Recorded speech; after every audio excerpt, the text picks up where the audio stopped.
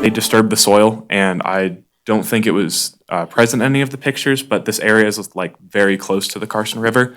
So the loosened soil can allow for erosion and actually impact the water quality of the Carson River. The weeds and invasive plants also compete with other native plants for space and nutrients and sunlight. And if they're left to grow, they can actually kill off the native plants in the area or make it very hard for them to grow. The wood duck boxes are a habitat restoration for wood ducks.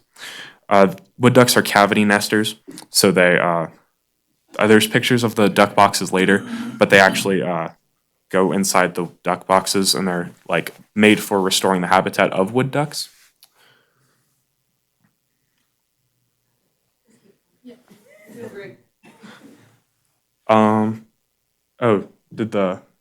Okay. Oh, okay.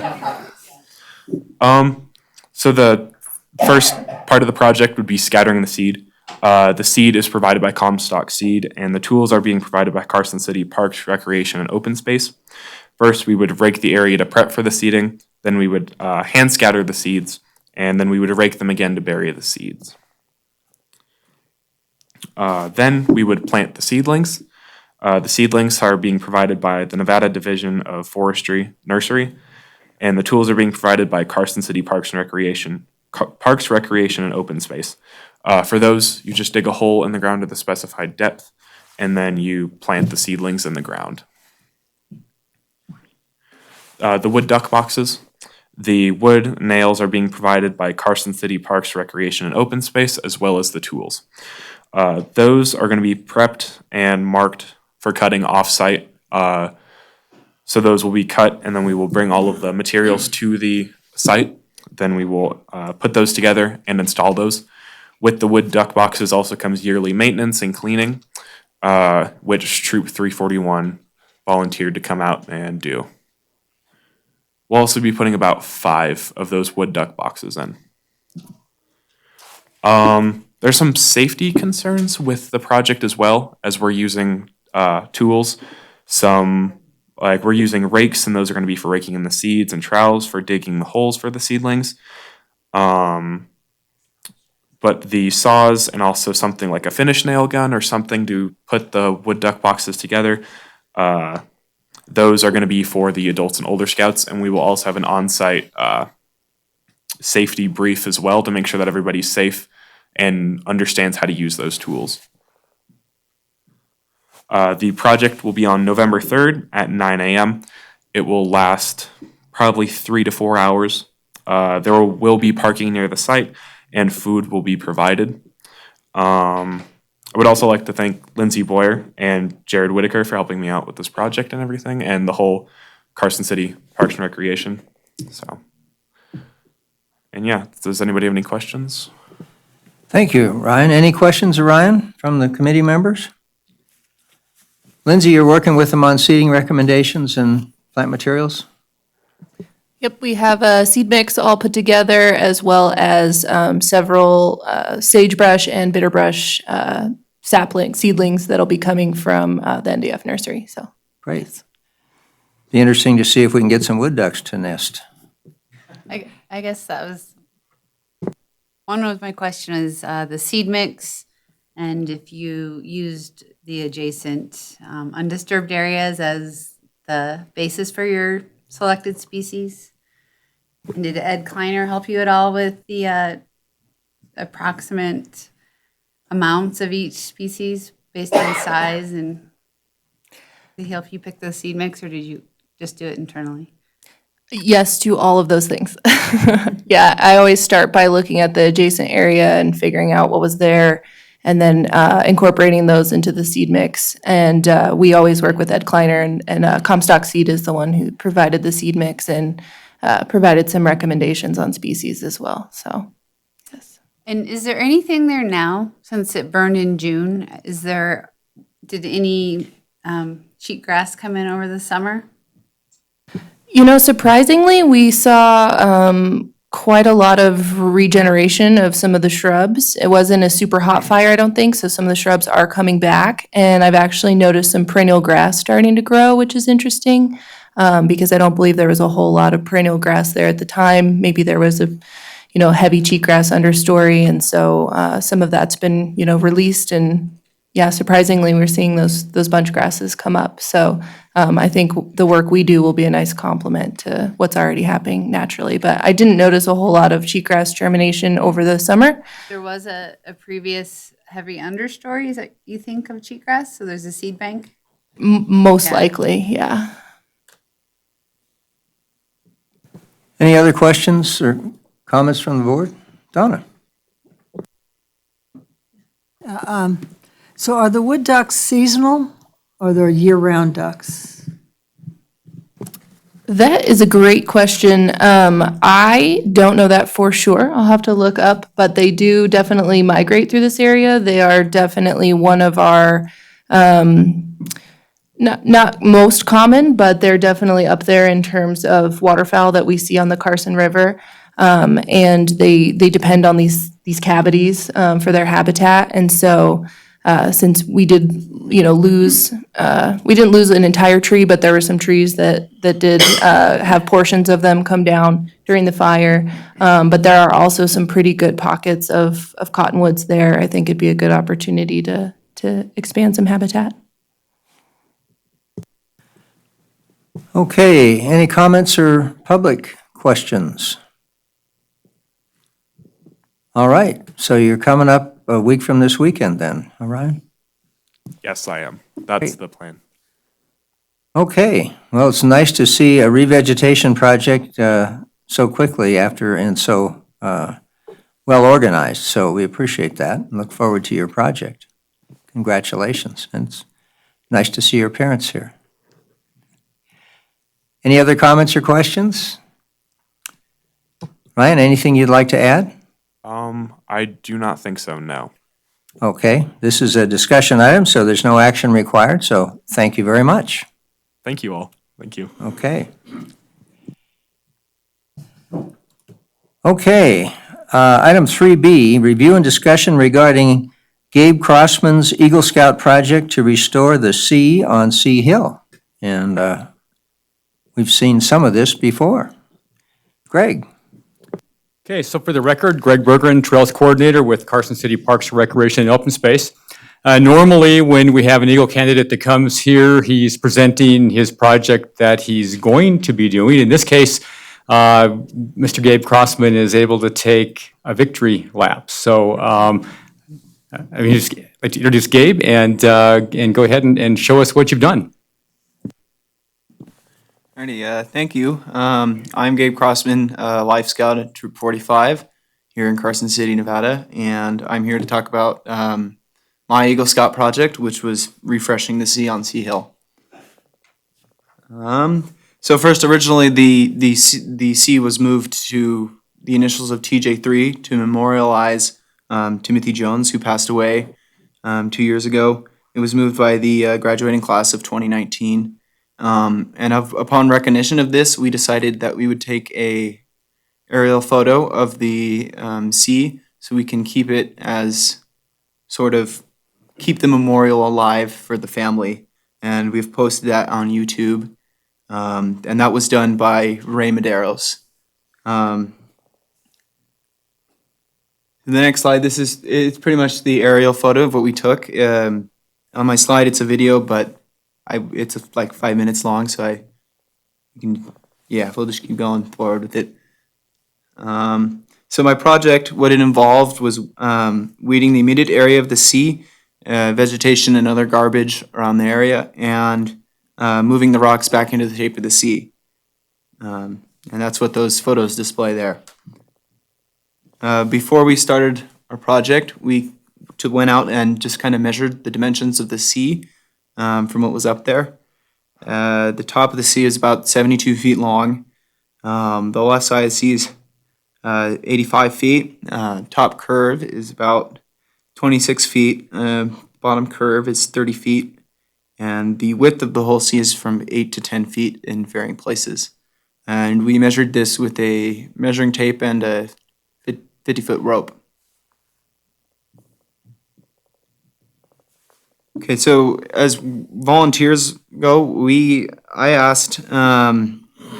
I was able to get a press release in carsonnow.org, and also on justserve.org, and just to kind of get the word out in the community of Carson City. I was also able to get it into the Nevada Appeal.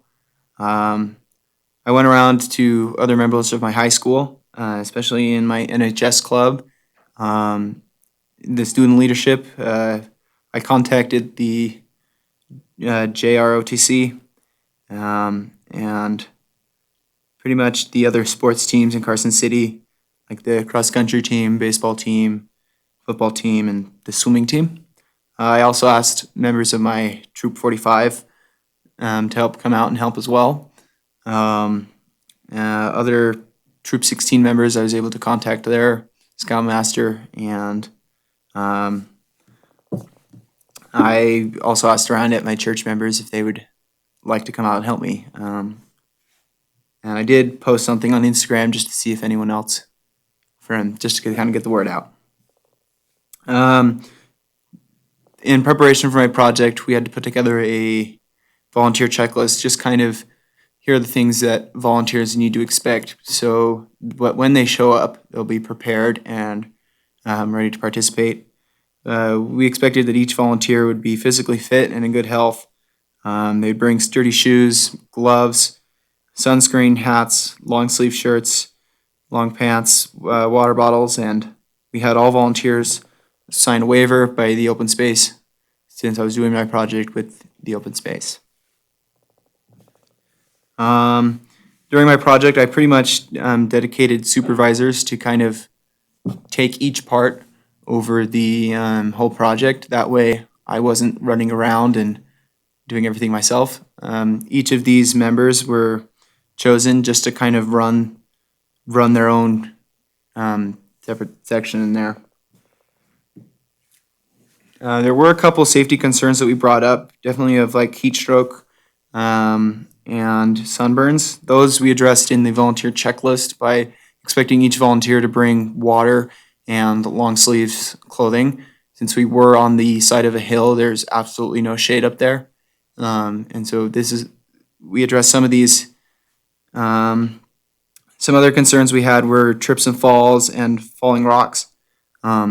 These things we addressed by like kind of making a sort of like a line from the center of the sea to the sea so that no one dropped a rock or anyone got injured or anything like that. And fire was a big concern that day. We didn't want a wildfire to be up there. We were using power tool weed whackers to take down the weeds. Before the project, we talked with the park ranger just to make sure there wasn't a red flag warning so that we were able to use those. We did have a medical professional on site. It was Steve Miner, I think he was a PA. And I did address all these concerns in a safety briefing before the project began. And we did have a first aid kit up there. And in case of a emergency, in case we need to get someone down off the hill, we had ATVs off the side that were able to get someone down quickly just in case. So the supplies that we used, we would bring our supplies up on side-by-sides or ATVs up the back side of the hill, just because it would be easier to get up there rather than hiking them up the hill. These were only operated by adults who knew how to drive them. Most of them owned those side-by-sides. The supplies that we carried up were shovels, first aid kit, gas weed whackers with spark arresters, extra water, trash bags, and shade pop-ups. These ATVs also carried the supplies down and the full trash bags back down the hill as well. So the date of my project was on September 7th. Volunteers showed up at 7 a.m. To sign the waiver with Open Space Park Ranger. Tyler Cover was the assistant ranger on site. We had parking available at the church on McKay Drive. Volunteers then hiked up the hill, which is 0.7 mile hike, 715 feet of elevation gain. It was a steep and strenuous hike. It was approximately 35 minutes to complete. And when we were there, more than 60 volunteers were there to help out, and we spent about 2 or 3 hours on our project. So the next few slides are just a couple of photos of the actual project. This first one is the day of the project when I was giving the safety briefing to volunteers. This was given before the project began, so all volunteers knew what to expect, what could happen, and how to do it. And we had already begun moving our supplies up the hill on side-by-sides an hour before, and we were ready to begin the project. Currently at this time, we had our weeding supervisor up there begin weeding up on the hill, so when we had volunteers up there, they weren't getting in the middle of that. So we began the hike up the hill. I led the volunteers up the hill. I know preparing for my project, we made sure we were following the right trail. There were a couple of community trails that other individuals have gone up, and I talked with Greg about that, and we were able to find the correct trail and make it up there. Then we began to moving rocks. Began to move rocks and lines. As I said, that we did that just to avoid dropping rocks and having people. We didn't want to get people injured. Most of our rocks had to be moved uphill because the baseball team moved most of them down the hill. And pretty much we began to collect weeds as well. I think the next photo just pretty much displays the steep terrain that we were working on, and just kind of the how a falling rock could be a serious injury to somebody, and how we're able to address that. In this next photo we see we had plenty of volunteers show up. Even young children came up. They were able to pick up the really small rocks and carry them over. Next one kind of just shows the gist of volunteers all helping out. And during our project, what we did is we staked out the borders of the sea, so volunteers knew exactly where to place the rocks during the project. In this photo, it shows them taking down those borders as we were sort of finishing up here. But it does illustrate that we did kind of mark it out so that they knew. The next photo is just kind of a group photo that we took after the project, and it kind of just represents about a third of the volunteers that were up there. You know, some of them only came for about an hour and then had other things to do, but we were still able to get that photo. And this one pretty much is just the side-by-sides after the project. We took our supplies up on these, and we took them down as well, and they're really efficient rather than having to hike them all up the hill through the trail. And that's the final project they were able to do after we were up there. So I thank the open space for all their support and contribution to my project. Do you have any questions? Any questions from the committee for Gabe? It looks nice and crisp. Be sure and tell the weeding supervisor that we'll look forward to him going back up in the spring. Thank you. Thank you, Gabe. That's a nice project and something that is highly visible in the community. I see a lot of Crossmans listed. I assume that's your mother back there. It is. Congratulations. Thank you.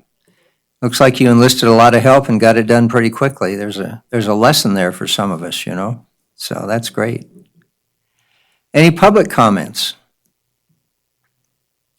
All right, I've got one for Gabe. okay. I'm curious about the dimensions.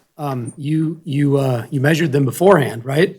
So that you could go back and then Take them out. put them back where they were supposed to go. So we don't have a standard dimensions that are given to high school students that says they should be put back, and it seems like that would be a really easy standard to develop. I guess that was more of a question because I'm looking at Jennifer, but that was really smart of you to do it that way. I just found it interesting that that the loops are different dimensions? When we went up there, we measured the remaining rocks that were still in the C shape. So the class, they didn't move all of them, but we were able to, there was still enough there that we could still kind of measure and see where it once was.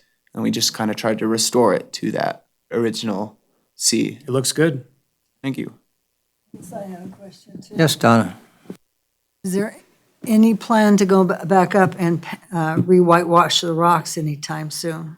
We did not plan on painting the rocks or washing them because we considered it with the Open Space Board in a meeting, and we talked about how the rocks had been painted 2 years ago by another Eagle Scout project, Parker Lehman, and we decided that that with the weeding and rock moving, it would have taken a lot of time to include painting as well.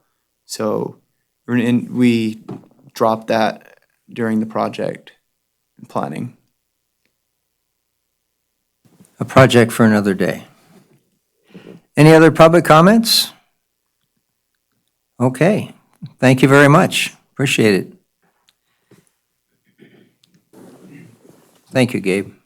Thank you. Okay. Didn't we approve the minutes? We overlooked that. That was Tamer's fault. I know, I'm terrible at that, Donna. Okay, the chair is exercising the authority of taking things out of order. We're now going to go back to the action on the approval of minutes of our last meeting, which was August 19th this year. Do we have any comments, corrections, or changes to the minutes? Okay. Any public comment? All right, do we have a motion? I'll move. I move to approve the minutes of August 19th, was it? We have a motion to approve the minutes of August 19th. Do we have a second? I'll second. Okay, it's been moved and seconded. All in favor, say aye. Aye. Opposed? Okay, minutes are approved. Thank you for the reminder, Alan. Okay, item 3C, review and discussion regarding the conceptual design for the proposed waterfall trailhead parking area, also known as the Kings Canyon Trailhead parking lot. Greg?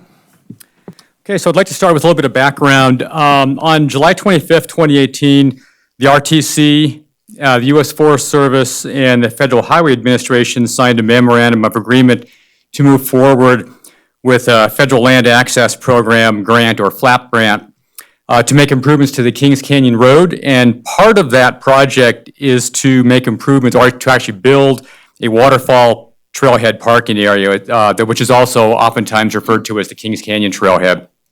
An excerpt from that agreement states, the parking area will be expanded for approximately 30 car parking stalls paved, one ADA parking concrete pad, 2 trailer parking stalls, gravel, and a vault toilet. An existing covered kiosk and existing interpretive plaque will be relocated. The final parking lot and capacity will be determined during preliminary design. And then on August 6th of 2018, the Open Space Advisory Committee approved the use of approximately $35,000 from the Quality of Life Initiative Fund to serve as a portion of the required 5% local match. It's the total projected cost of the project is about $3.7 million. So Central Federal Lands is responsible for design of the parking lot, and they have produced a conceptual design that's attached for our review tonight. I want to mention that we did the same agenda item with the Parks and Rec Commission on October 1st, and we had a number of comments from the public and some discussion among the board members. We want to do the right thing with this trailhead. We want to make sure that we're providing the right facilities for our residents, but we also want to be sensitive to the neighbors that live adjacent to the area. So the comments provided are very important and critical, and we can pass those along to Central Federal Lands as they move forward with their design. And so Dirk Goring, Senior Transportation Planner, is the city's lead on this project, and I'd like to turn it over to him. Welcome, Dirk. Thanks you. for being here. Good to see you, Bruce, again. So I'll try not to repeat some of this stuff, but we, like Greg said, we started back in 2017. The grant includes a number of improvements. So I'll go through kind of a list of the improvements. The roadway reconstruction. And so if you're starting at the trailhead and you're moving east, there's that second stream crossing, and that's where the project starts. So the roadway is going to be there's going to be stormwater improvements. This is going to include improvements to where the storm crosses the road. This is going to include improvements to drainage facilities that parallel the road. And then there's going to be some road safety improvements, such as widening the road to about 28 feet. We're going to be adding a bike lane to the westbound travel lane, which is the uphill side. And then where possible, we're going to be increasing distances between the road and certain fixed objects, especially on the downhill side. So if there's trees or utility poles, our goal might be to swing the road. If we can't remove those objects or relocate them, the goal would be to swing the road a little bit out and just to increase that distance between the objects that aren't movable. Additionally, that we'll be upgrading the signage and the markings, which will improve safety for that road. And then, as you know, the trailhead parking lot improvements, which I'll get into a little bit later. And so back in May of 2018, we did a site visit. I think did you cover that? Did you cover the? Okay. So I'll spare you that part. So just go over some of our public outreach. In September of 2018. We sent out a letter to all the property owners that gain access off Kings Canyon Road. So if you're abutting the road, or if you're on one of those access roads off of Kings Canyon Road, you got noticed. And that notice was the first one was to introduce the project, and then to let folks know that there's surveying teams that were going on site, and that they might see them close to their property. And then in April of 2019, we received 30% design plans. So at that time, we did a second round of noticing to the same property owners, and it's about 93 property owners up there. We invited the residents to meet with Greg and myself. We put plans in the library and at Public Works for folks to review, as well as online. The plans were presented to the Carson City Regional Transportation Commission. One thing to note is during that review, there's some quite a bit of discussion about trying to get the number of spaces right. At that time, we with those 30% design plans, we had about 45 parking stalls at that time. Since then, just budget and just comments that we've received, the size of the parking lot has been reduced back down to 30 parking stalls with 2 trailer areas. Something to note, Greg and myself and Lindsay, we met with the 2 abutting property owners next to the trailhead. So the Walshes and then the Stokes, we went out there and met with them. And they said overall, both of them are here today, but overall they were supportive of it. They did have a few concerns that we're going to work through as we continue to design the project. And as we get more designs, we will continue to include them in the design and the planning of the project. But just to put on the record, they had concerns with parking, trash, the placement and the smell of the vault toilets, fire, and then just generally overall the intensification of the use at that location.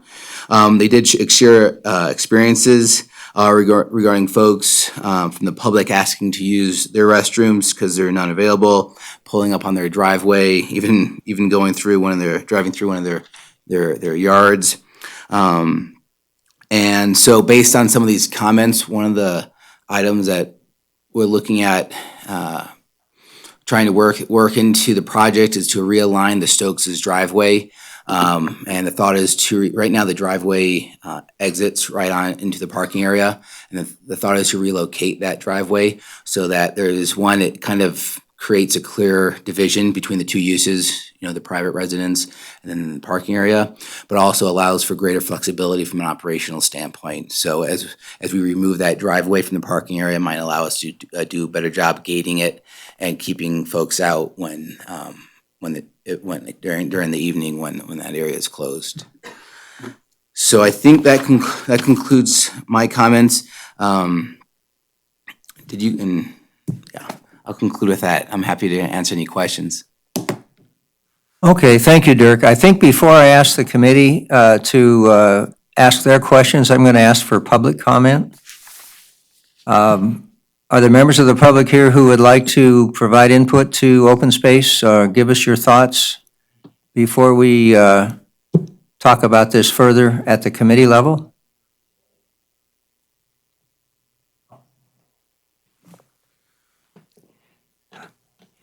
Hi, Kenny. How you doing, Bruce? Good. I'm Ken Stokes, close neighbor to the project, and in agreement.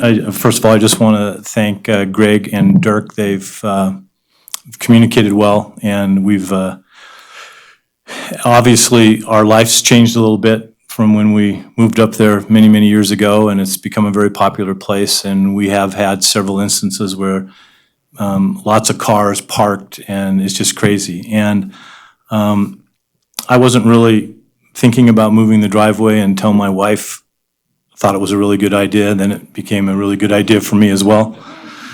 And Dirk is actually the one that suggested it. And again, we do enter and we interact with these folks on a daily basis. And it's there's some danger there because as you're driving down, these little kids come darting out from between cars, and they think they're in the wilderness when in fact they're in a residential area as well as the wilderness. So with the plan, and it doesn't show it there, a couple of things that were suggested.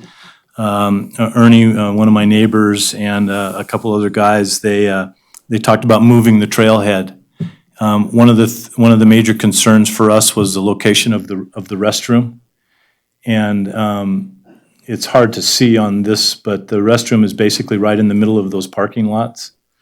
And now we've discussed moving it all the way up to the very end, going up Kings Canyon Road towards Lake Tahoe.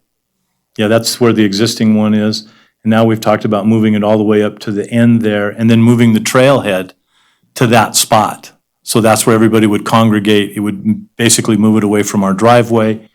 And when you look at changing the trailhead, it's hard to see on this, but it's a very short distance from where the actual trail is, because it goes up and then it bends around, and it's a very short distance from where the trailhead is to the Kings Canyon Road. And I think it would be easy to do, and it would really benefit all of us, and it would be a great place for the trailhead to begin. So we're just voicing our opinions that's what we would like. We'd like the restroom, obviously, as far away from our driveway and our house as possible. Some of the suggestions that were made, and staff seemed to think that it was okay at the previous meeting, was that we didn't need a dual restroom, that we could get away with just a one-holer, if you will. And so we were very encouraged by that. And we think it's obviously sometimes it's hard to swallow change, but it's coming, and so we need to address it and accept it as best we can. And it seems with the way that everybody's working together that it could really turn out to be something great. But so the idea of bathroom farthest away as possible and the potential of realigning our driveway, I think would really help, because there's a lot of things that happen there at night. That's when the nefarious things really happen up in the top of the canyon. Is the kids like to go there and party and what have you, and it would really be nice to be able to close the parking lot and not have them congregate right there at the bottom of our house. And Greg and Dirk, they think that's doable. So, and not only that, I mean, whoever else was at the last meeting. So those are my comments, and appreciate your time. Thank you. Thank you, Kenny. Dirk, are those comments within the realm of, adjustments to the design to try to address those in a way that, improves the situation from the neighbor's perspective? Yeah, I think it's definitely, I think it's definitely doable. And the way I kind of vision this is kind of Carson City is a liaison between, the improvements and then Central Federal Lands who's designing and constructing it. But it's our job to advocate for what's right for this community. And based on the comments that we've heard from the budding property owners and the Parks Committee, and then also tonight, the comments from the Open Space Committee is what we're going to be advocating for. And all those comments that Mr. Stokes made have made sense to us. And we think that they're not any kind of red flags as in it would be very hard to accomplish. We think all that is doable, and we'll continue to advocate for it. And after this meeting, we will be having conversations with Central Federal Lands. They took a little hiatus from working on this project, and they shifted resources. So now, hopefully, if not already, they're going to be shifting resources back. And my goal is to kind of originally they were kind of going from 35% design all the way to like 75% design. But since this trailhead has significant impacts to the community and the budding property owners, we thought it would be good to try and get them to slow down a little bit. So my goal is to work with Central Federal Lands and their design team and to do kind of more of an iterative process on the design of this trailhead so that we can get consensus and move forward together. Okay, thank you. We're going to have some more comments here. I'll open it up to more public comment. So please come forward.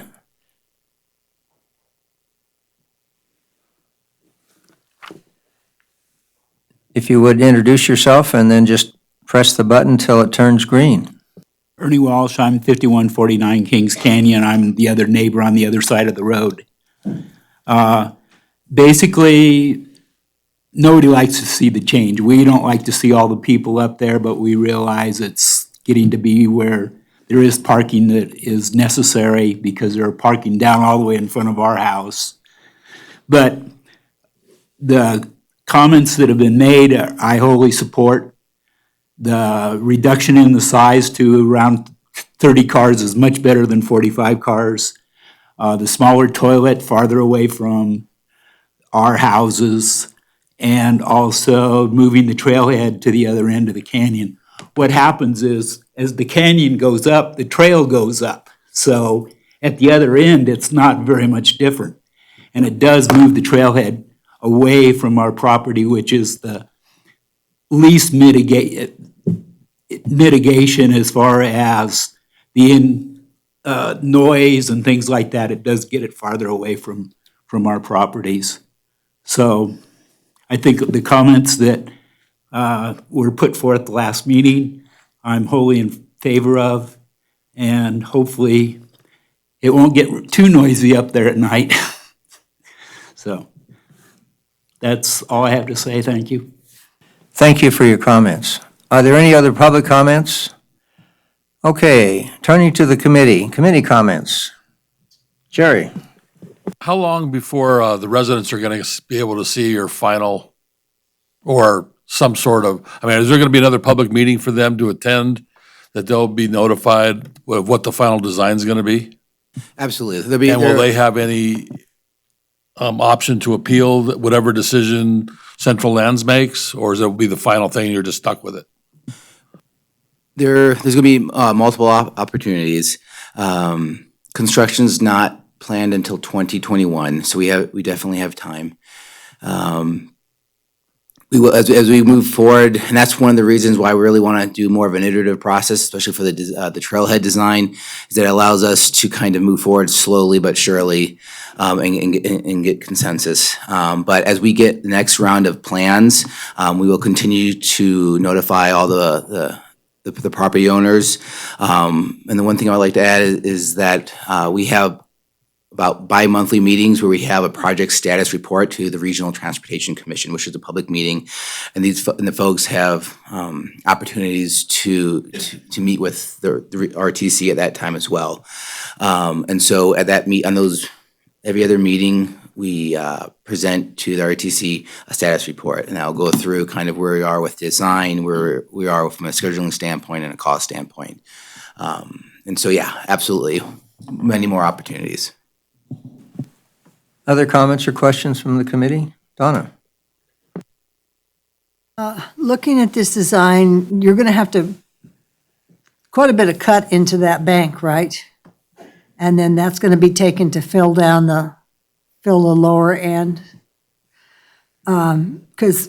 So there's going to be a lot of buildup of the high end of the bank to control that, where the cut is going to be, wall's going to be built, would have to be built. Yeah, we're still working out the details of the design, and there will still be opportunities for us and for you to comment on it. But you're right, there's going to be a cut in the hill, and a lot of that dirt work will be kind of flipped over to help provide support for the road. That moves the road a little bit farther out, and what it does is it kind of creates separation between the trailhead area and then the road. And so there will be cut, and we will be working with Parks and Open Space as well as Central Federal Lands on the revegetation efforts. And if there's certain improvements from a retaining wall, we'll be working out those details with folks, including yourself. So there's been discussions about using big boulders and stuff, and making it look as natural as possible versus some type of urban wall. It really doesn't belong. But revegetation will be an important part. One of the things that Mr. Cron, the senior landscape planner, shared with Greg and I was that your grade, the slope of the grade can impact vegetation. So as we move forward, we're going to work really hard to make sure that we have the right grades to support vegetation and to set us up for success. I am concerned because we already have an erosion problem in that area because of cut trails. Yeah. That's an issue.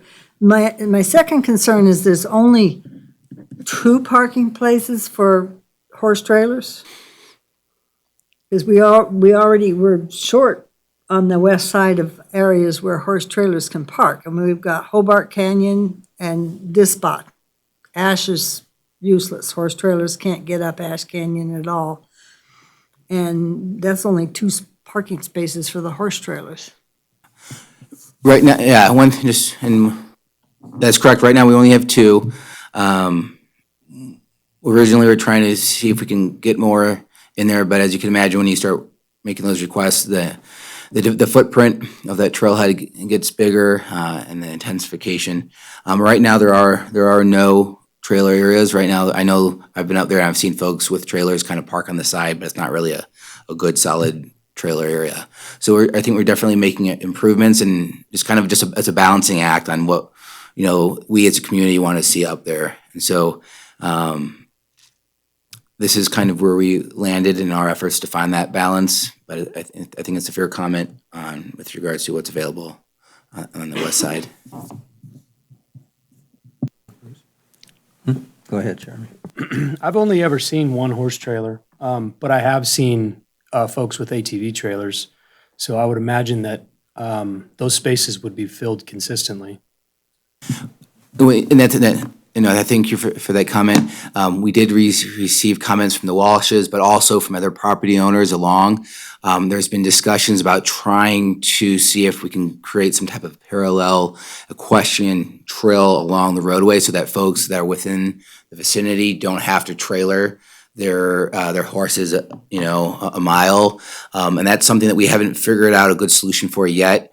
And part of the problem with that is that right now there's an open drainage ditch alongside the road, and right now that's taking up quite a bit of space, and so right now we're kind of within that 60-foot right-of-way. We are trying to be sensitive to private property and private improvements that have taken place, but as we move forward, one of the things that we asked Central Federal Lands to look at is whether or not it's possible to maybe underground and pipe some of that drainage, which might allow for some more surface area. In that case, we might look at providing that equestrian trail. That's one of those. It's definitely not nothing I can promise, but it's something that we've discussed. And if there's an opportunity for it, we're definitely would be taking advantage of that from a question standpoint. If you're considering trying to close off this parking area at dusk or whenever, Would that prevent people from riding at night the Kings Dash Canyon Trail? I don't, the road will, the road would remain open, so the only thing that we would be closing is the trailhead, so folks could still figure out how to move up that dirt trail, park, and still recreate. One thing also to note is that right now there's a lot of parking that's happening on the side of the road. It's creating problems from an emergency response standpoint.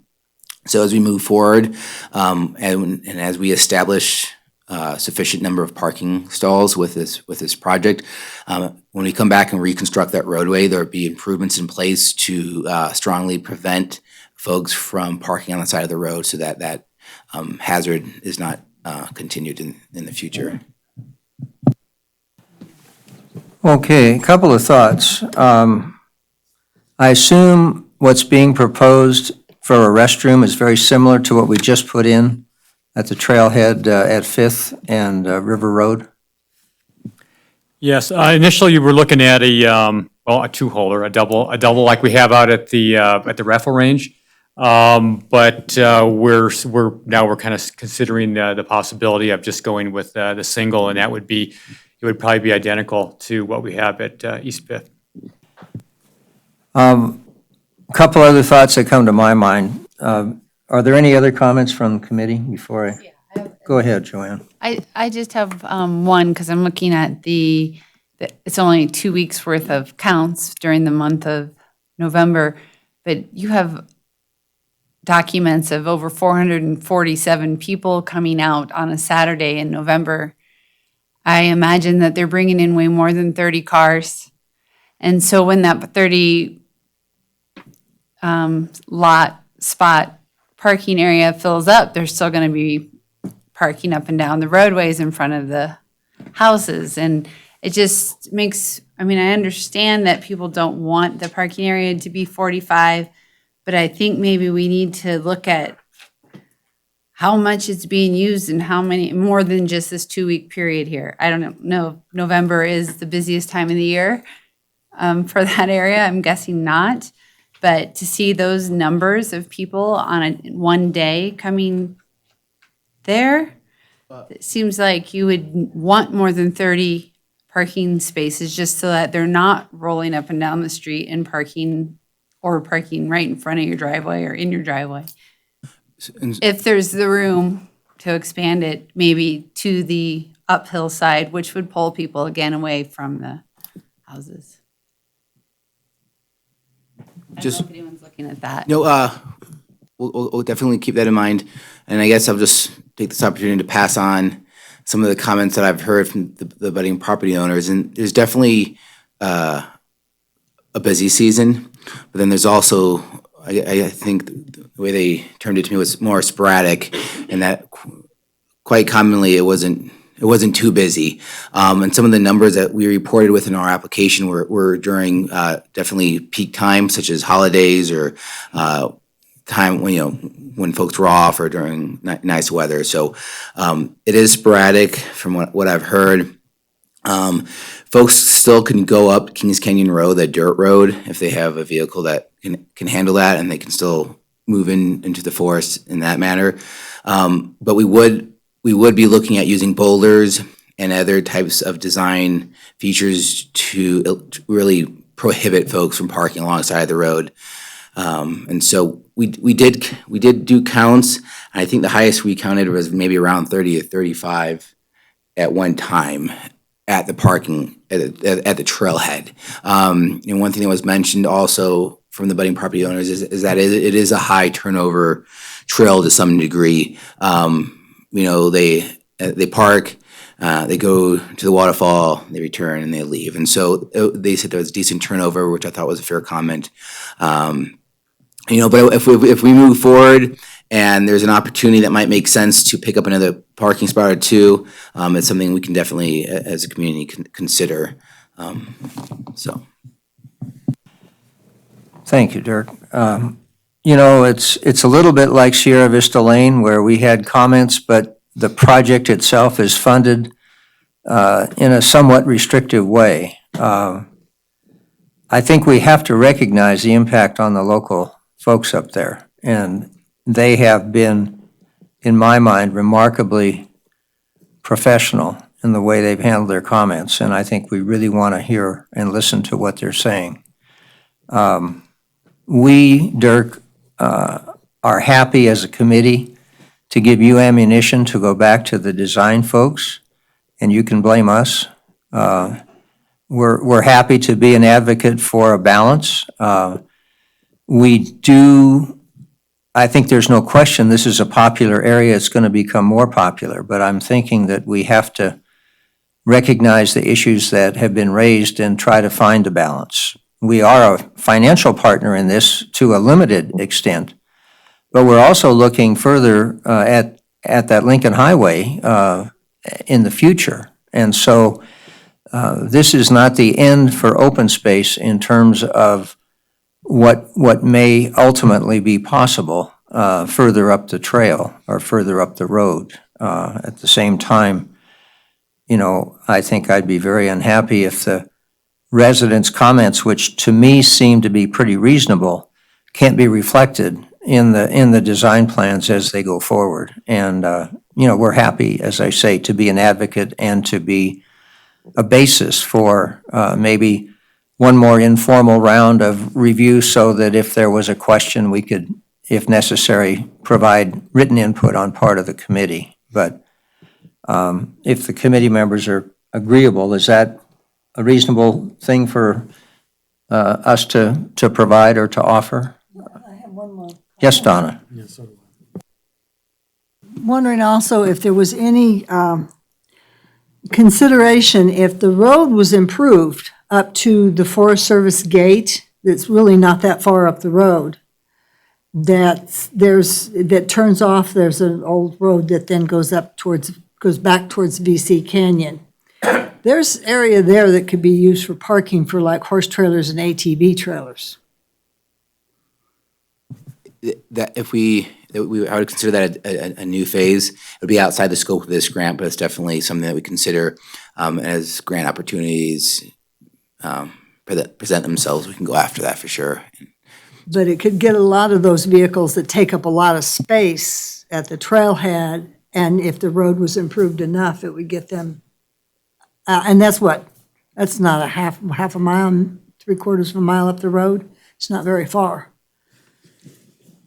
No, I think that's a good point. And we are looking at, I think, the environmental side of that Lincoln Highway reconstruction or rebuilding too. So, Jeremy? Just a quick comment really on the design, and then a question for Greg on the environmental planning side of the project. Has it been discussed as part of the signage plan? Perhaps the neighbors are interested in this, but it seems, I have been up there, I'm up here all the time. I've seen people halfway blocking their driveway, parked. It seems reasonable to me to put a small sign that says, private drive, do not trespass, something of that sort. Absolutely. We haven't dove into the details of all the signage. We usually get that around 75 or even 95%, but that's an excellent comment, and we'll make sure that it happens. Understood.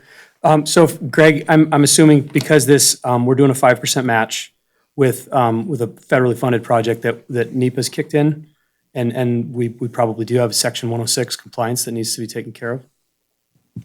Actually, Dirk should probably address that because it's Central Federal Lands is doing the NEPA. Correct. So they have NEPA professionals. They will be procuring and managing all the consultants for the NEPA work. They will also, as a federal agency, they will be working with the U.S. Forest Service, which is a good thing in my mind, and to make sure that they have documents and NEPA documents that satisfy the U.S. Forest Service, as well as their own regulations as Central Federal Lands. Is Forest Service the lead federal agency then?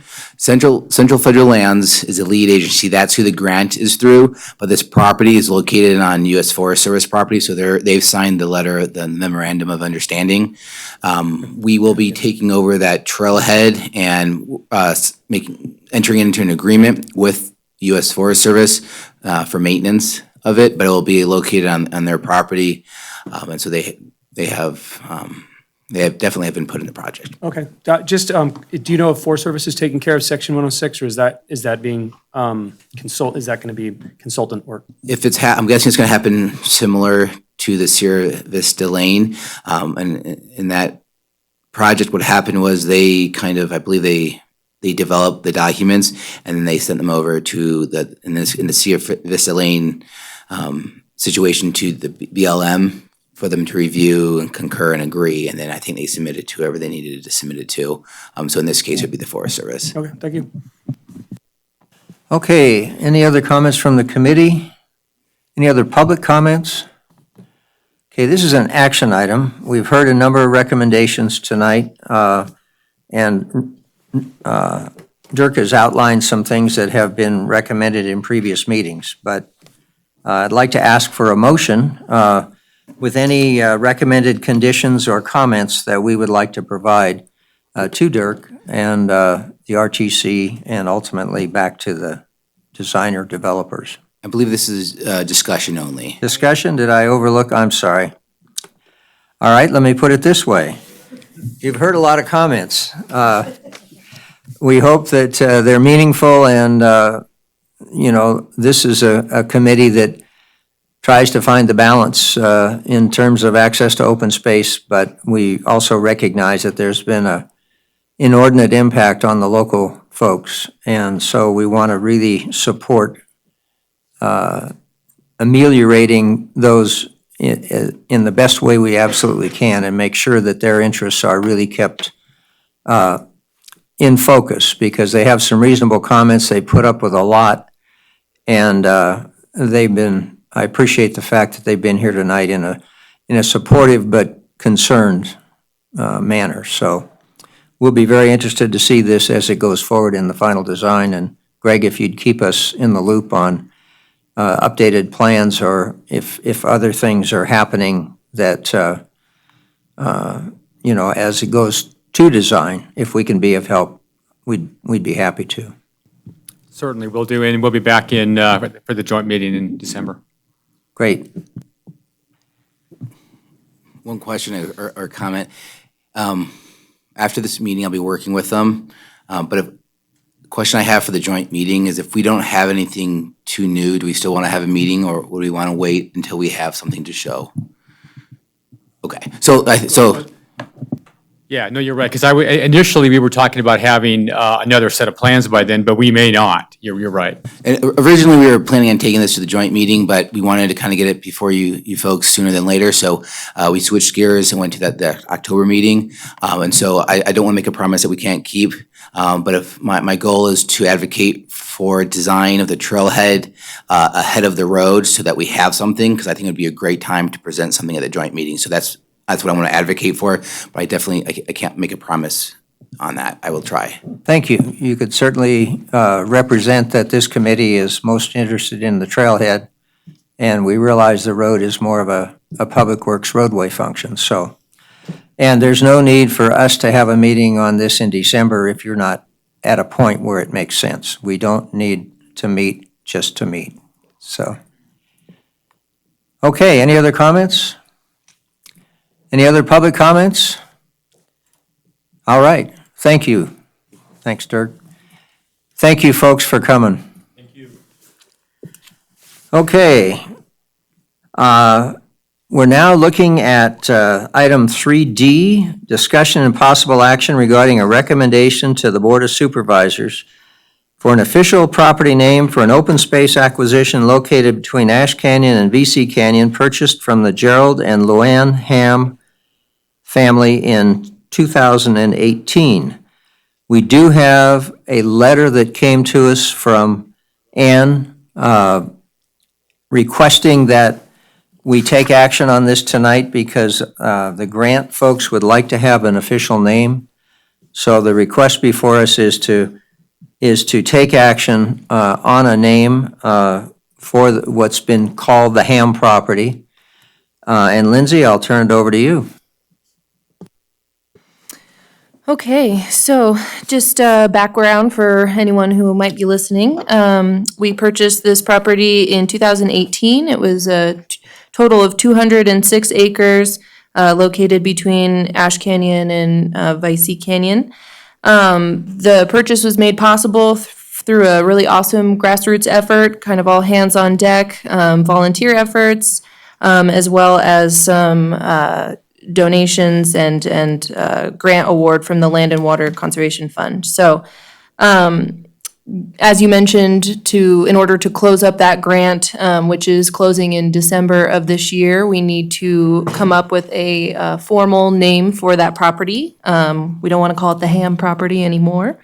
So, in consideration of the policies and procedures that go along with naming open space properties, we internally as staff came up with a list of names that we thought were representative of the property as it relates to wildlife. And we compiled that together into a survey that went out to the public. I believe it was, notified through several different sources, Carson Now and things like that, to get people notified that this was an opportunity to provide recommendation. And so folks had the opportunity to either vote on some of the ones we had provided or recommended, as well as pencil in some of their own recommendations as well, which is captured in the staff report. Based on the survey, Eagle Ridge Open Space did have the highest percentage of votes. But there were some comments that were captured in the portion where people could kind of fill in where they indicated that, there was an Eagle Ridge trail down in Genoa, and that could cause some confusion. There were some other great suggestions, such as Raptor Ridge, that might capture, all of the different wild birds specifically that live in that area. So with that, there was, 143 people that participated, so it had a decent following from the public. And essentially, as you noted, we're just looking for a recommendation from you guys to then bring to the Board of Supervisors at some point in either November or December so that we can get that grant file closed up. So, Greg, do you have anything to add? No, I think that's it. I'm excited to finally get a name for this property. Okay, we'll start again in the public. Is there any public comment regarding this particular opportunity? Seeing none, we'll go to the committee. All right, committee, discuss.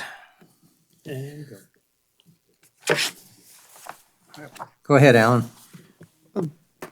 At the risk of being too literal, it's not a ridge. It's a hill. You could call it a view, you could call it a variety of things, but having taken probably too much geomorphology as an undergraduate, I just didn't like the idea of calling it a ridge myself. Okay, we'll listen to more comments, but we are going to consider that comments need to bring a recommendation with them, so we'll come back to that. But any other staff comments or committee comments? Jeremy? Sure.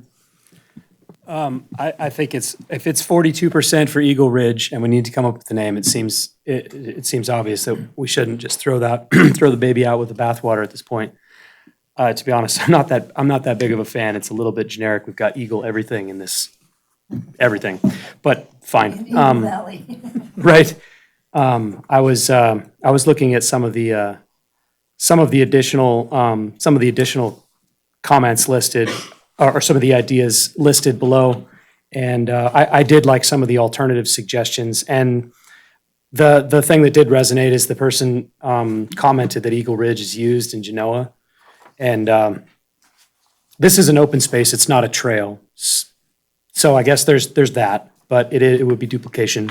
So the idea of Golden Eagle Ridge, I was receptive to. And then the last list of comments on page 1 of 2 of the comments table, the Peregrine Peak open space, Soaring Hawk Hill open space, all those listed. I thought that those were all decent ideas as well. But anyway, if we're looking at 42% of people that participated in this want to call it Eagle Ridge, then that's what I say we do. Other comments? Jerry? My idea would be to use Eagle as part of the open space and then use Alan's idea of view. Just make it Eagle View open space. Okay. Comments, discussion? I guess I have to wade in. I really love that Soaring Hawk open space, but if we use the Soaring Eagle open space sounds good too, so. But, you know, since I agree, since 42% did vote for the Eagle Ridge, but just because of the problem with our neighbors to the south, although what difference does that make if they have a trail that sounds like our open space? We have a lot of overlap as it is. It really isn't, that's always going to be a problem. But maybe Eagle's View and with Alan's concern, because it's not a ridge, Eagle's View sounds pretty good to me. And didn't we get 14% for that or something like that? Oh, Eagle's Perch. So. Further comments? Joanne, anything you had? I haven't really.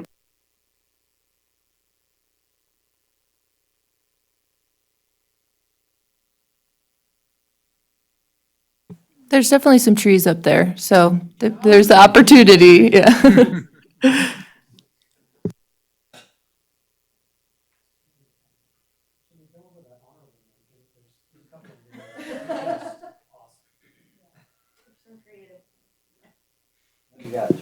Oh, I can't say.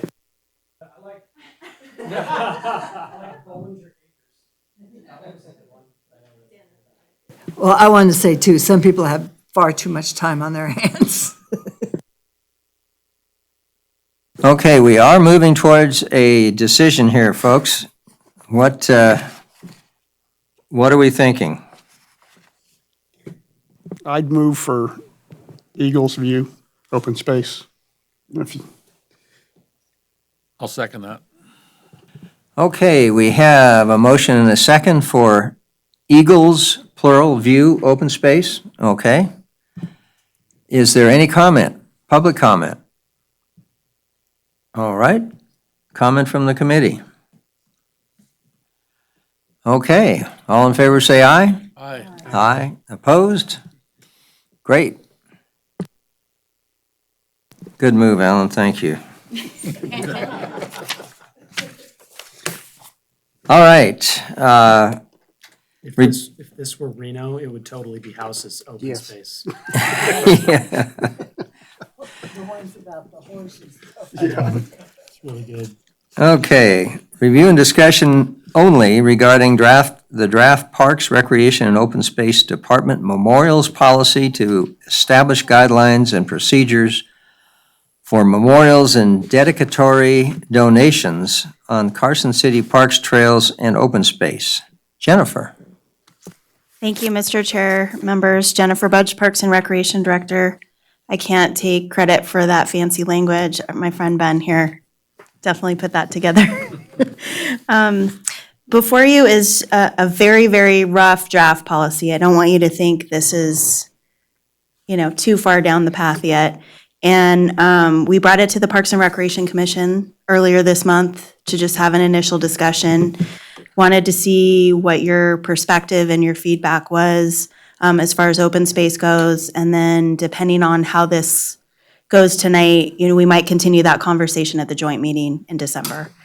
So right now, the city has no policy regarding memorials. There's no real rhyme or reason. Basically, if anyone has called and made a request, for the most part, those requests have been accommodated. I really don't want all of our parks or all of our open spaces to look like cemeteries. I want to make sure that we're really being thoughtful, we're thinking about maintenance, We're thinking about sustainability. We're trying to be considerate of people's requests. Obviously, when they make requests to us, it's a very emotional time for them, whether it's right after someone has passed or even a couple years later. We get, these really heartfelt emotional requests, and we want to just try to keep everybody in their lane and try to have some guidelines that people can follow. We have in your policy, I'm not going to, go through the entire thing, but we wanted to try to encourage the things that we feel that are sustainable and that we could manage, encouraging tree planting, encouraging the adoption program that we've started, whether it's an adopt a trail, a park, an open space, really trying to encourage those things as ways to honor people's memories. We're a Tree City USA, trying to encourage tree planting where it's appropriate, where we have irrigation, we have arborists on staff, trying to make sure we have the appropriate tree in the right location. We do have some arboretum plans for like Mills Park, for example, that we want to try to implement those types of plans. But then also looking at where do we have existing parks with memorials in them and trying to keep the memorials maybe within those parks and not expand too greatly. But I think the policy is very light on open space, and I'd really like your feedback on what you envision are opportunities for memorials. We've had some suggestions of like an adopting a viewpoint. Maybe that would be a great thing to memorialize someone's memory, where we have a bench or maybe a little covered shelter, and it could be a special place that someone shared with someone. Nothing too invasive, maybe something special that would fit within the open space. I think there's some other opportunities too. We do have some areas that there's some holes in this, and I fully recognize we need to work on it. Ben and I are working on the ashes portion. We've had a lot of requests for people to want to scatter ashes, and there's a lot of federal, state, and local laws that need to be considered. So Ben and I want to kind of make sure we get through all of that and then bring back to you what options within the law are available for that. So I don't want to spend too much on that piece tonight, so we can get back to you with sort of the legal component out of that piece. But what, if anything, do you envision? Is there certain locations? Is there certain types of things that you would like to see as far as amenities or other opportunities for having memorials within open space? Thank you, Jennifer. Feedback, comments for Jennifer with regard to the draft we have? We haven't had much discussion, as a committee, and I can see where particularly it would hit parks a lot more than it would hit us, but I can see the value in having some guidelines. Any thoughts or comments from the committee? Ellen? More of a comment than a recommendation, but I know that, I don't know if anybody here knew Ray Rickert, but he was very involved in trails. Spent a lot of time helping build Ash to Kings Canyon, and when he passed, there was a memorial service up on the Ash end of the trail, and people kind of designated, okay, there's Ray's Rest out there, and personally, I wouldn't have any particular objection to a small brass memorial or something fairly subtle like that. Donna? That there actually was monies donated for a bench or something there, and we've never really been able to figure out what to do with or about that, because actually that is on Forest Service land. That's not on Carson City land, so we're kind of been in a quandary over how to deal with that. But I wanted to say, because we're a little bit, open space is a little bit different than Parks and Rec. We want to make sure that anything we do is going to remain rustic enough. We don't want, I don't know that we would want a shelter, so to speak, on open space land. I can see a bench, definitely in some places. But I do, I like to see the issue over scattering ashes, and maybe might want to double check also on natural burials because that may come up. I'm interested. So, but, you know, I think we need to have some language in there with open space because we are a little bit different than Parks and Rec. And we want to keep ours more rustic, more natural than Parks and Rec would allow. And I think those are really good points. If we need to make a separate section and we need to call that out separately, we can definitely, Ben and I can work on reorganizing that. The amenities are wonderful. The sad part about it is things do get vandalized, they do get stolen, they do disappear. And it's having this guidelines and a process just makes it very clear so the city's not responsible financially for always replacing that and always having to do that. Obviously, we'll do our best to make sure it's taken care of, but especially if it's in an open space area, it's going to be very remote and not have a lot of eyes on it. And, you know, we just want to make sure everybody's clear when we go forward with something like this, that that's sort of a one-time thing. And if it is vandalized or stolen or, you know, something like that, that, you know, who would be responsible for that? And we would always, you know, try to contact the person that donated that item and do our best to keep track of everything like that. But people do move on and they forget to pass on, you know, contact information, and things do get lost. So we just want to try to formalize it a little bit without being too difficult for them, considering what they're going through, if they wanted to bring something forward to us. So I'm open to any suggestions you have, and then we can always continue this discussion in December if you'd like, or if you want to think on it, that's okay too. There's no big hurry. We haven't had anything in place, but I just think we get so many requests you wouldn't believe. I think it's time that we have something, you know, to follow. This will have to go to the Board of Supervisors because it does talk about donation and it does talk about some other things. There's some guiding documents that would be attached to this. So there's already a naming policy for open space. There's a naming policy for parks. Those things would still move forward. Okay, thank you, Jennifer. Any other comments or input? Sure. Jeremy? Just a suggestion, I read a little bit in here about trees, and that's what, I mean, with respect to the parks, I think it's more appropriate for the Parks Committee to comment on those, but for open space, trees seem like a reasonable, you know, object for memorialization. However, I would be just careful about it because we would then, as a city, be potentially stuck with the management of it. If it's a tree that requires a lot of water, you know, so the species of the tree would need to be part of the selection. And I would just perhaps in the legal language specify that the city's not responsible for the management of it. If it lives, awesome. If it happens to die, we could get another one. I have no idea, but it just seems like if we're on the hook for the management of it, it's going to put stress on the system. Other comments, inputs? You know, appropriately, the open space stuff on the east side of town, there's a lot of open areas with rocks and outcroppings and stuff like that. Maybe somebody wants to donate a flat rock that people can sit on with a plate on it that says donated by blah, blah, blah. But then the question comes up, who's going to install it? Who's going to move it up there? And then what happens to it after that? Is that going to be something that open space is going to do? Or is that going to be part of the donation, that you're going to donate the rock and the cost to get it to where it needs to go? I mean, I'm not talking about, you know, this big. I'm talking about the bench size. It's just an idea. I don't know what's appropriate or what's not, but I don't think trees on that side would be a very good idea at all.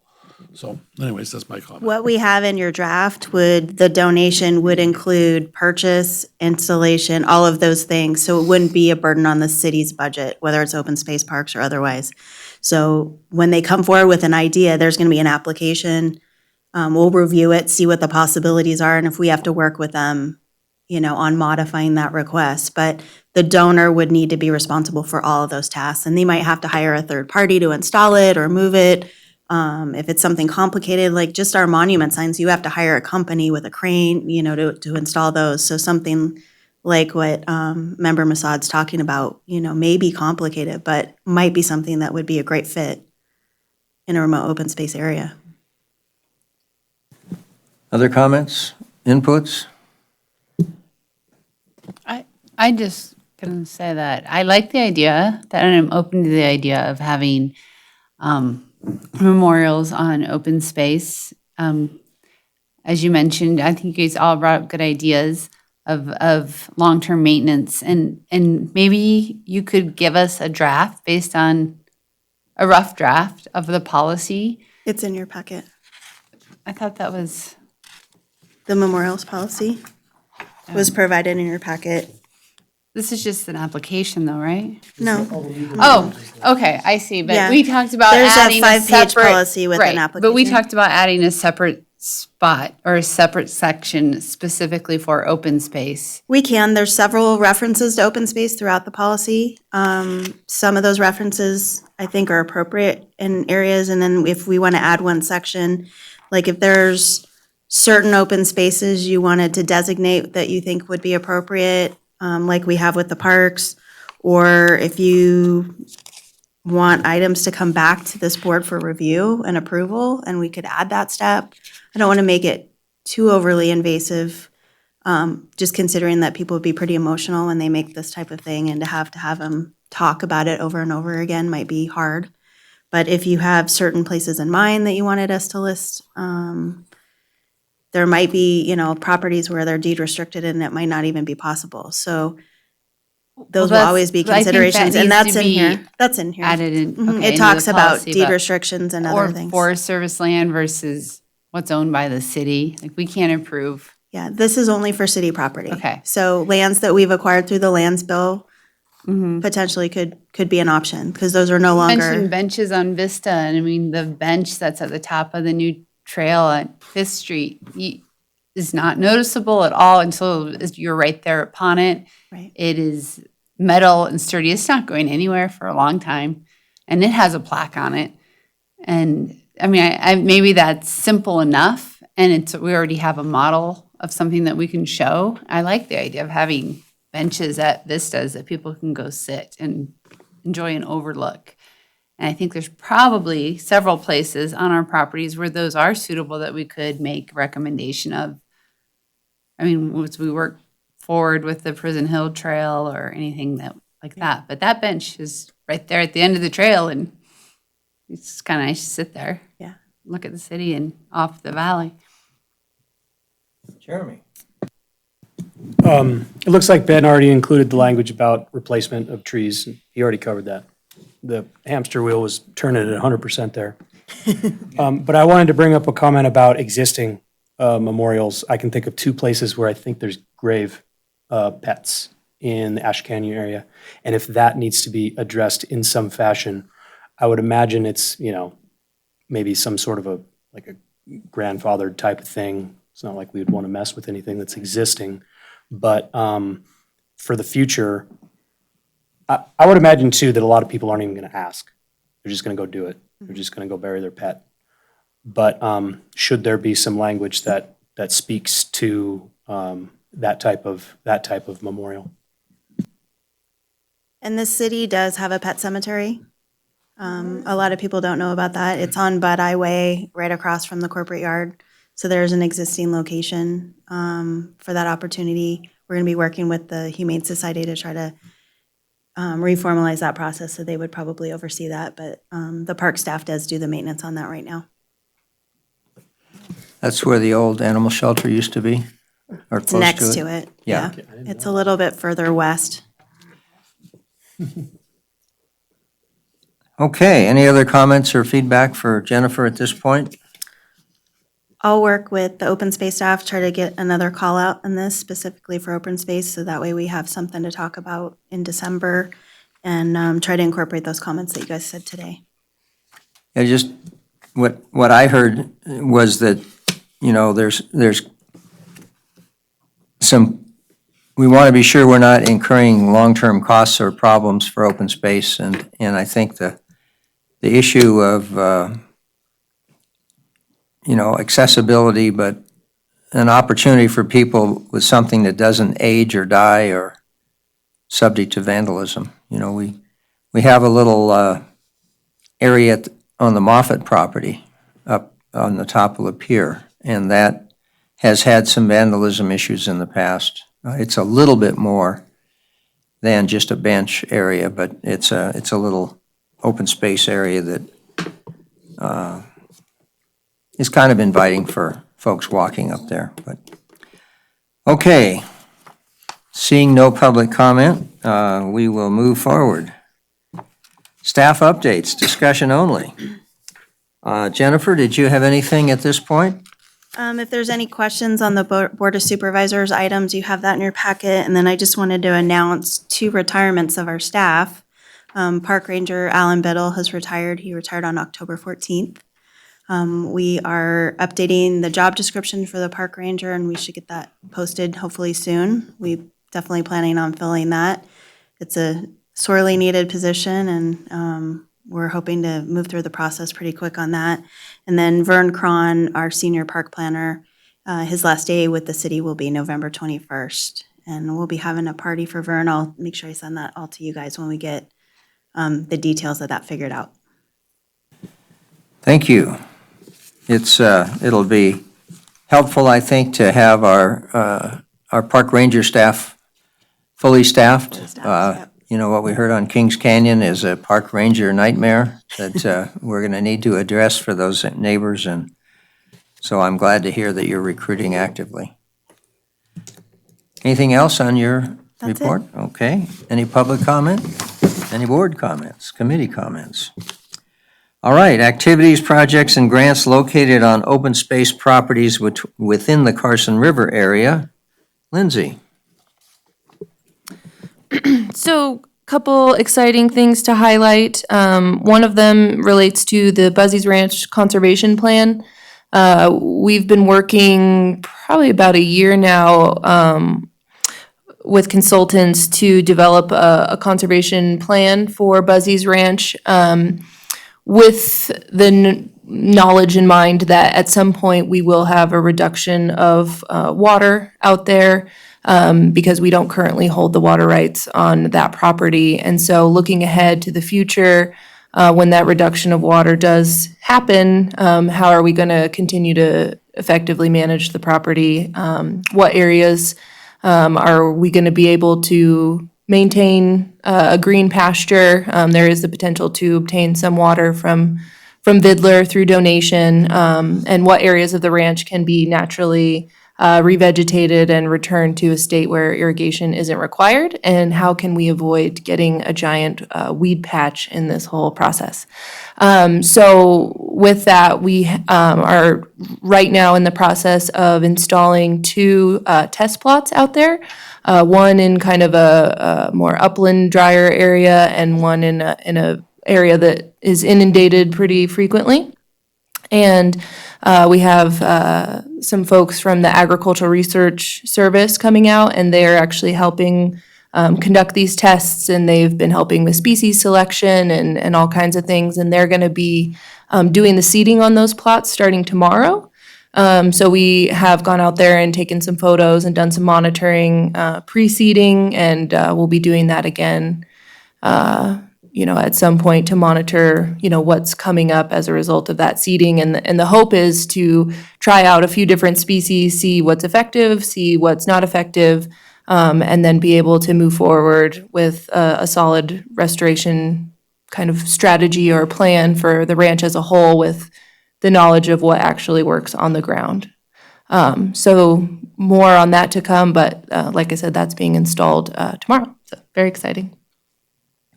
Some other things going on at Buzzy's Ranch. We did have the test wells that were dug out there. So Vidler was looking at the opportunity to potentially tap into the water there and install some wells. They did do a whole soil boring situation out there, and they have analyzed the soil and water quality and all kinds of things. There were 3 different locations that they were looking at.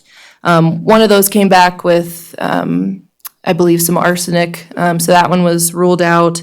2 of them that are on kind of the northern end are being evaluated, but there is some concern or considerations with the proximity to already existing well infrastructure, so those being close to Riverview Park. So those two areas may not end up getting utilized either. So I believe that there's ongoing evaluation of those things on Vidler's end. But in the meantime, we will be revegetating those disturbed sites from where they did the test well drilling. So that'll be happening this fall as well. Other re-veg things, lots of re-veg this time of year. Carson River Canyon open space, we did have that pretty big fire. I believe it was about 220 acres.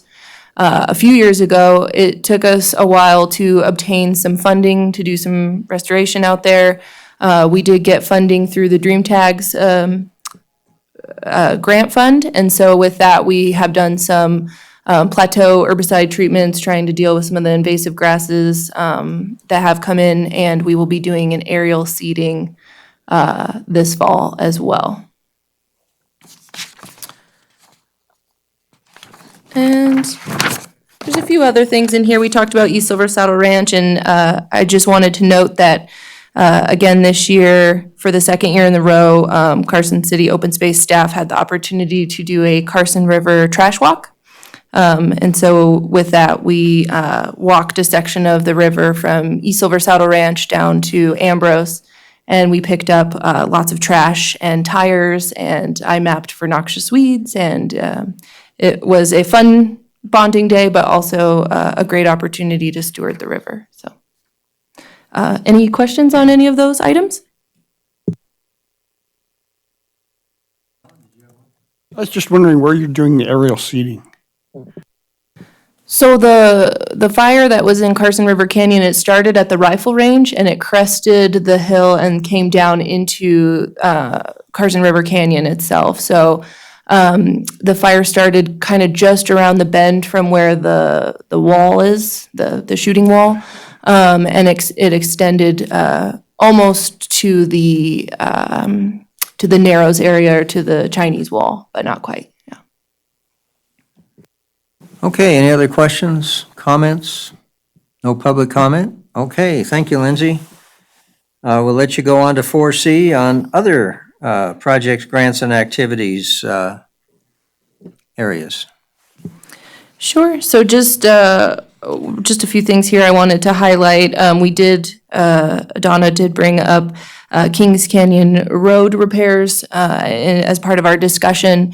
So one thing that I'm working on currently is a recreational trails program grant that will hopefully fund the actual repair portion of the Kings Canyon Road project. We did work with the Forest Service in 2017 to submit a grant to the Nevada OHV grant program. That was awarded, and using that money, they were able to come up with kind of the repair design, engineered strategy for fixing the road.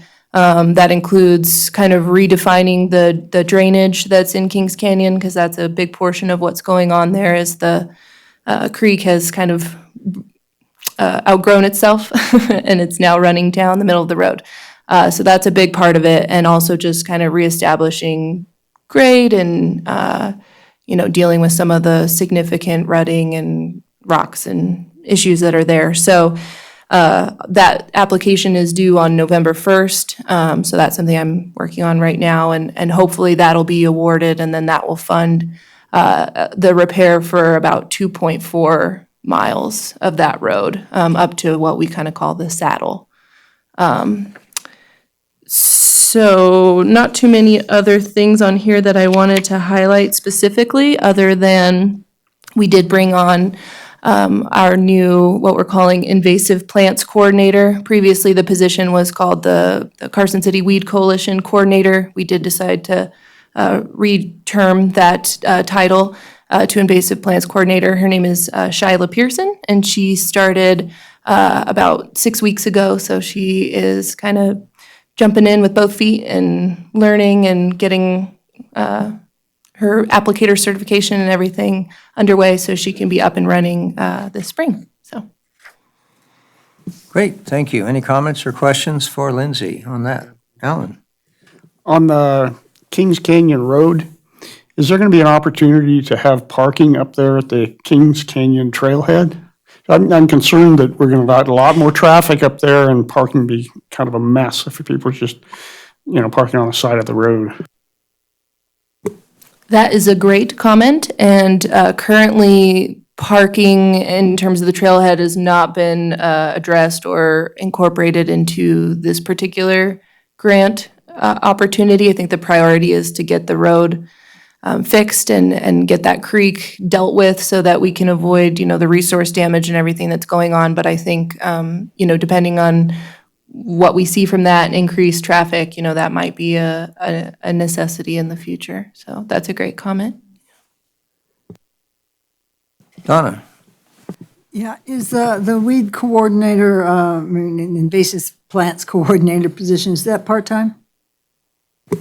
Yes, like the previous two people in that position, it remains part-time for now and grant funded.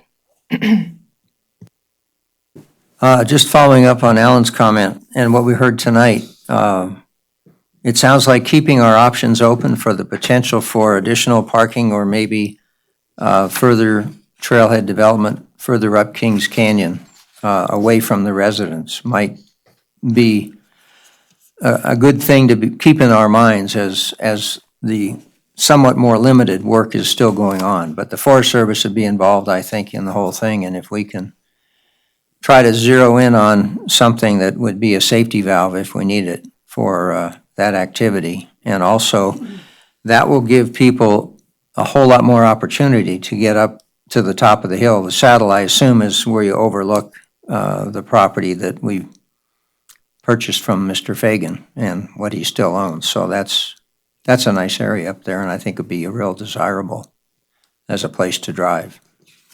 And probably take some of the heat off the neighbors down below. Yeah, absolutely. I think that's a great comment, something I hadn't personally considered at all. So I'll definitely make sure that we continue that thread. Thank you. Okay. Greg, we have activities related to trail projects, 4D. Okay, I just wanted to highlight a few of the topics. Prison Hill Recreation Area, the motorized section or the OHV area, things are starting to happen down there, and I think that when we're finally done with that project, I think it's going to be a real demonstration project for the state. It's unique because it's an OHV area that's managed by a city, and it's within the city, and that I can't find another location that has another city that's managing an OHV area similar to that. But one of the things that has helped our success so far and will be key to our success going forward is the partnerships that we're developing.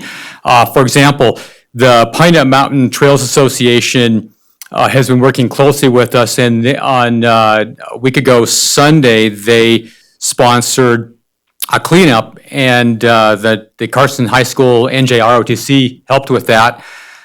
We picked up 1,000 pounds of trash, but the coolest part of it was we've been talking quite a bit with members of the rock crawling community, because there are a number of these really great granite washes at the south end of the Prison Hill that the crawlers just love. And so we've been talking with them, and they agreed to come in on that cleanup day, and they pulled out the Jeep that's been stuck in Dead Truck Canyon for a year and a half. And that was quite a thing to watch. It was pretty fun.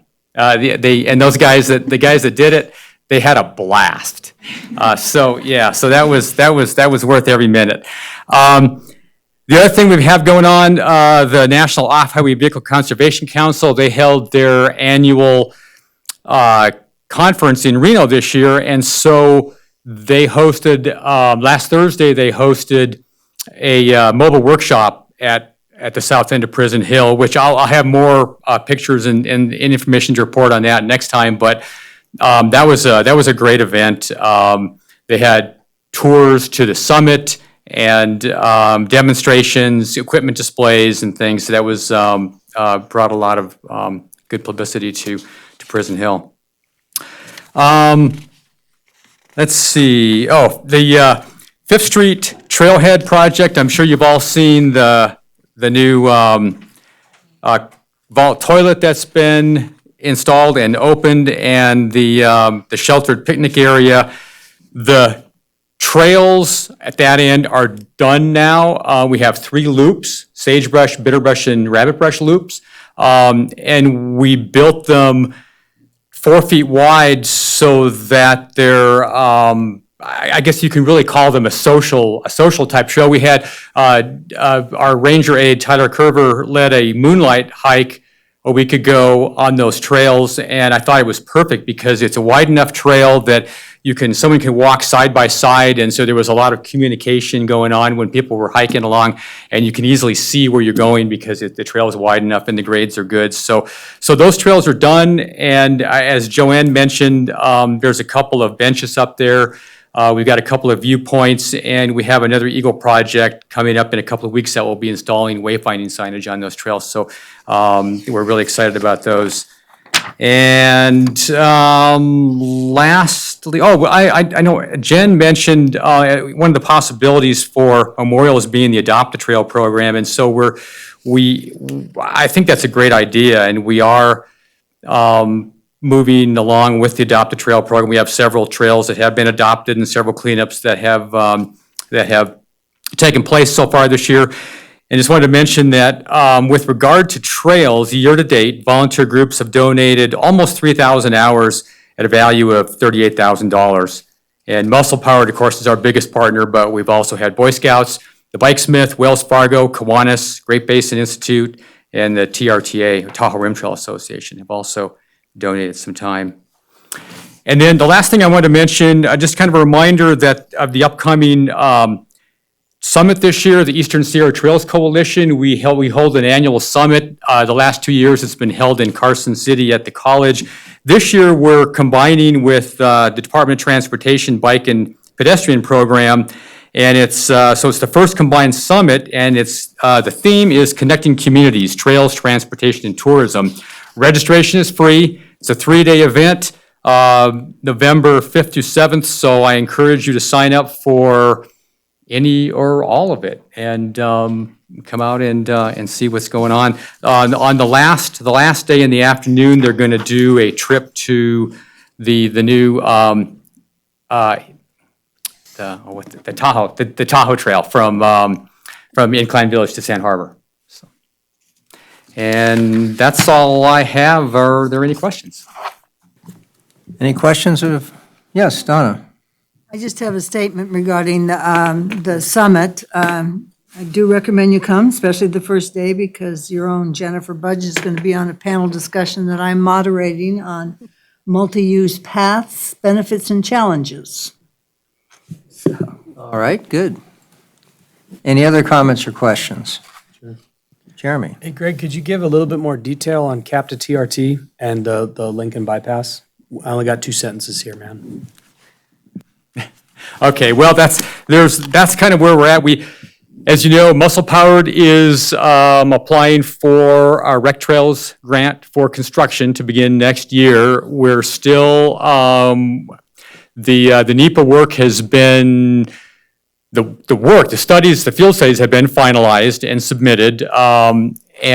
So we just need to get approval from the Forest Service on that. The Section 106 work is still underway, and we're expecting to have a report of progress on that by the end of the week that we'll submit with the RTP grant. But I believe that we're far enough along on all the studies that we should be able to get approval from the Forest Service to begin construction sometime next year. Great, thanks. So the capital to TRT is expected to be just a 2-year project? I depend upon funding. If we can get the funding, I think we can do it in 2 phases. Phase 1 would construct most of the trail, and then phase 2 would finish it up and do bridges. We have 4 crossings we have to do up high. Thanks, Greg. Okay, any other comments? Yeah, I do have one other. Go ahead, Donna. Muscle Powered received a $5,000 grant from Harris? It No, was the Caesar Foundation. Caesar Foundation for signage in the Ash Canyon area. So we got the check at the meeting a week ago tonight. So we've got $5,000 to go for signage in that Ash Canyon area for trails. Great. Which is not, it was kind of a last minute thing, and actually a friend of mine who works at Caesars mentioned it to us, and Peter went after it and Greg helped and got on board, and we got that grant like that, so. That's great. Muscle Power's been a good partner. Did the Jeep that came out of Prison Hill end up on somebody's lawn where it belongs? Ann is working, I believe, with Ben on billing the owners. So yeah, hopefully we extracted it for free. The rock crawlers did that, but we still had to have it towed off, and so there was an expense there, and we would like to pass that on to the original owners. Yeah. They come clear all the way. Yeah, so I believe you know where the location was, the top of Dred Chuck Canyon, right? And so from the way the Jeep got in is they came in through the motorized area to the summit, which you can legally do. But then at the summit, if you go over that berm, you can go down into Dead Truck Canyon. And so they brought it back out that same way. And we put up additional signage up there now. And we're also going to put some of our jack rail fencing up there. And speaking of jack rail fencing, when I'm going back to the OHV area, if you haven't been out there in the last couple weeks, take a look at it. We're putting up. It's called jack rail fencing. It's a metal fencing that's designed to rust, and so it just blends in with the environment. And it, from what when I look at the fencing at the staging area, and you look out across Carson Valley beyond, it just blends in, and it doesn't look obtrusive or out of place at all. And it's super easy to put in. You can put in hundreds of. Jared Whitaker and I put in, got a bunch of it in just a couple of hours. It was just so easy. Thank you. Any other comments or questions for Greg? Okay, member announcements and requests for information. Committee, anything? Maybe, I suppose. Okay, Jeremy? It might be something, and if you guys aren't interested in hearing, I'm happy to just ask Jennifer after this, so please speak up. I'm really curious about what's going on with the rifle range. Because I read the use agreement expired. I know that there's been a bunch of trouble. I went there this Sunday, the gate was open, and I figured from what I read that it was going to be closed, but the gate was open. I'm just wondering what the status of the rifle range is. I'd be happy to provide an update. Jennifer Bedge, Parks and Recreation Director. The use agreement that we had with the Carson Rifle and Pistol Club, they were operating the facility on the city's behalf through an agreement since the 80s, expired on October 18th. The direction that the Board of Supervisors had when they approved as part of this year's budget to hire a range coordinator was to slowly take over the operations and the maintenance of that facility.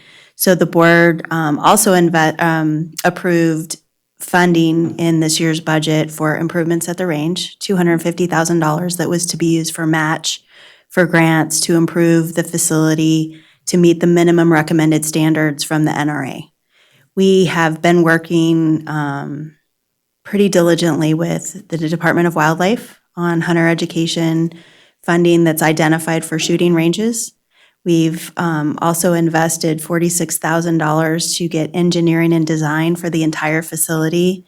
The board is very committed to making improvements at the facility with the goal of increasing public hours. That's, I think, everybody's goal, and we're just trying to get there. It just takes a little bit of time. So we do have 100% engineering and design completed. We wrote a grant maybe 7 or 8 months ago to NDOW for $38,000 to try to start to do some improvements. We received some quotes on the shooting bays, and we needed significantly more money. So I went back to NDOW to see if they would be willing to increase our funding. They said yes. We had to rewrite our grant and resubmit it, which is fine. We're happy to do that. We just submitted our grant over a week ago. They needed copies of the original environmental assessment that was done by BLM back in the 80s, and we had to do a bunch of due diligence. So the ball's in the court of NDOW. We're just waiting for a notice to proceed on that. So we will go hopefully out to bid soon. We're ready to go for the shooting bays. And that once that's complete, we'll be able to increase our public hours of the shooting bays, which is great. That's one of the most popular areas at the facility. We still have deficiencies though on the short range and the long range. And then obviously we have conflicts we had errant bullets landing in the landfill. So right now we don't have any public hours available when the landfill is open. So right now we're open Tuesday through Friday evenings for the public and Sundays all day. So we do have public hours available. Tuesday through Saturday, you can be part of a group with insurance and range safety officers and shoot when the landfill is open, but to very specific groups that have that insurance and that coverage available. They also have to sign waivers, and there's other steps that they have to provide, but all the use is still free of charge. The range task force that was created by the Board of Supervisors is no longer meeting. They accomplished all of their goals, and right now it's just trying to get additional funding to get the improvements on the ground. So as soon as the shooting bays are complete, we're going to work with NDOW to do a second grant to try to improve the long range and the short range as well. So depending on how much NDOW awards us will depend how much funding we have left for match for those grants. Our range coordinator, we went through a competitive process for that. We've selected somebody, Mike Evans, I believe is going to start next week. So we'll have a full-time dedicated city staff person available. They'll be the range safety officer on site to help the public, help educate them.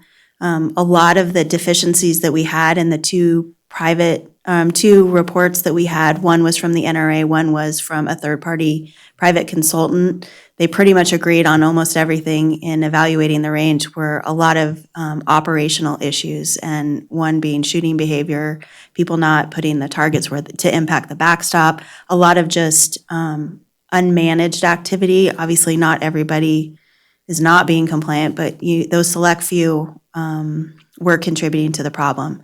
So that's why we've hired a person to assist and help educate the public. And we hope to still have, continued partnerships with the Carson Rifle and Pistol Club. They were amazing and provided, countless hours, hundreds and hundreds of hours of range safety officer assistance. And we hope to still have some volunteers assist us with that. I'd love to have a continued partnership with them with public education and doing some classes and some other means to educate the public on proper shooting, and working with the Department of Wildlife and the Hunter Education Program to continue to do that. So we haven't closed. There's still public hours available. They are limited. And obviously with daylight savings time, coming up November 3rd, those evening hours, will go away for the winter. But we'll still have Sundays open and available. And then as soon as we get the shooting bays improved, it should only be a few weeks of construction, and then we'll be able to increase hours for the shooting bays. Thank you. Obviously, you've Sorry, I been know working that's a lot. long. No, you nailed it. That's Thank not you so even much. everything, but I think there's a lot of misinformation about it. There's a lot of Just because people are misinformation. so curious, as I myself, I use it all the time. There's a lot of rumors, and I think with that agreement going away, it created fear that the city was going to close the facility down. But We you have know no what, the- intention of doing that. It's almost, and I really hate to throw the paper under the bus, but the way that it made it seem was that my understanding was that part of this agreement right now had to do with we needed a range officer out there for operation. Now that we don't have a range officer, well, what does that mean for the range? And the paper did not even describe that we're going to hire somebody. That's terrific news. Yeah. So thank you. And the Nevada appeal did contact us today asking some questions, so hopefully they're going to do a follow-up and with the facts. Okay. Any other comments or announcements from members? That's your last question of the night, Jeremy. No, sorry. Yeah. I would note one thing, and I'll be following up. Chuck Darling, who has some water rights on the Carson River, has offered to enter into a long-term lease on those water rights so that they can be utilized on Buzzy's Ranch. He doesn't want to sell them, but he doesn't have any interest in maintaining them on his property. So we'll be coordinating on that and moving those to Buzzy's Ranch. Any future agenda items? No public comment? No. Jennifer? Is there any specific items at the joint meeting that you would like to see? Probably Kings Canyon if it's at a appropriate place in the design to continue that conversation. Yeah, if that one's at a point where it makes sense, I think that would be a good one. Memorial policy, you can say it on the record. The memorial policy, I assume, is going to be further down the road, or would that? I hope we'll be able to have something for you Okay. in December. I'd like to get it done. Okay, if anybody has anything else that suits the joint meeting, that would be great. We can let Jennifer know or let Ann know. Okay, any other future agenda items or comments? No public out there, so we'll entertain a motion to adjourn. I move we adjourn. All right. The meeting is adjourned. Thank you. Tamara?